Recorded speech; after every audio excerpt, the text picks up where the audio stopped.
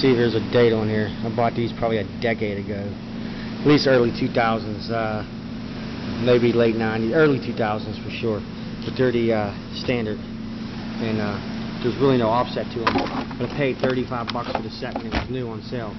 I mean, they're chrome handle, chrome finish, I should say, at least. You know, pretty nice. Okay, here goes the Snap-on set. I bought like, I don't know, 2 years ago, if that, 2 years ago. Look at this case. $400. $400, this is the case I got. This stuff.